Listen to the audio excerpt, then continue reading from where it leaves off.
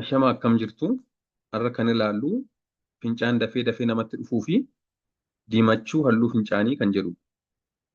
Mee waa'ee fincaan amma ammaa yookaan dafee dafee namatti dhufuu namatti baay'achuu fi akkasumas diimachuu halluu fincaanii maaltu fidaa?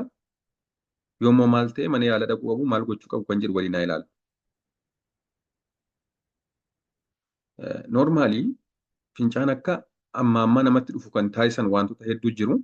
Haa ta'u malee yoomii namni tokko fincaan amma ammaa natti dhufe yookaan natti baay'ate kan jedhu kan jiruu fi giddu galeessaan namni ga'eessi tokko guyyaatti yeroo 6 yookaan 7 mana fincaanii deemuu danda'a yookaan fincaa'uu danda'a. Haa ta'u malee yeroo 7 fi isaa ol yoo guyyaatti sa'a 24 keessatti deeme fincaan itti baay'ateera jedhama. Mee wantoota fincaan akka amma ammaa namatti dhufan taasisan keessaa kan jalqabaa infekshinii ujummoo fincaanii. Ujummoo yookaan tubboon fincaanii kalee fi kan isaa gadi jiran jechuudha. Baattuu fincaanii, ujummoo fincaanii fi kalee yoo isaan infekshinii godhatan fincaan amma ammaa namatti dhufuu danda'a.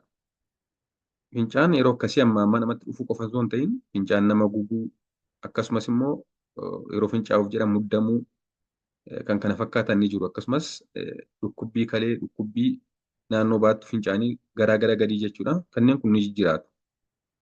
Garbiroon dhibee sukkaaraadha. Yeroo dhibeen sukkaaraa nama qabatu fincaan amma ammaa nama qabata. Amma ammaa nama qabachuu qofa osoo hin ta'in ni baay'ata. Yeroo fincaanis baay'ee fincaa'u.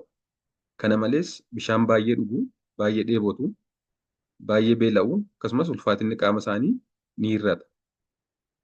Garbiroon yeroo ulfaadha. Dubartoonni yeroo ulfaa fincaan amma ammaa isaan qabata. Sababni isaas yeroo ulfaa daa'imni gadameessa keessatti guddataa waan jiruuf baattuu fincaanii yookaan bilaadarii gad dhiibuudhaan akka fincaan amma ammaa isaan qabatu taasisa. Garbiroon qorichoota tokko tokkodha.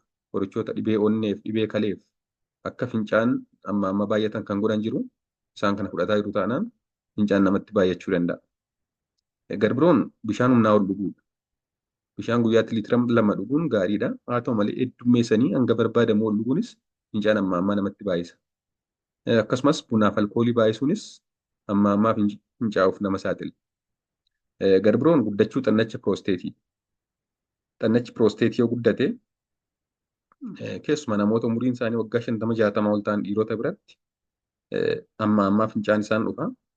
Haa ta'u malee yeroo fincaa'uuf dhaqan immoo hin ba'uu fi ni cufa yookaan ittisa jechuudha. Garbiroon dhibee narvii fi kan sana wajjin wal qabatan kanneen akka strookii, miidhamuu, gurguruu dugdaa yookaan spinal cord fa'aa kanaaf nama saaxiluu danda'u. Egaa akka waliigalaatti namni tokko yoo fincaan amma ammaa isatti dhufate yoo tarii bishaan baay'isee dhugeera ta'e yookaan bunaaf alkoolii baay'iseera ta'e isa kana sirreessuudha. Yoo kanaan olii garuu mana yaalaa dhaquudhaan ka'umsa wanta kanaa adda baafatee qorannoo taasisee yaala gahaa argachuun barbaachisaadha. Garbiraan fincaan halluu diimaa akka godhatu kan taasisan fincaan namaa maaf diimata kan jedhu. Noormaalii wantoota fincaan namaa diimessan keessaa kan jalqabaa soorata halluu diimaa qaban nyaachuudha. Fincaan diimaadha jechuun yeroo hunda dhiiga qabachuu miti.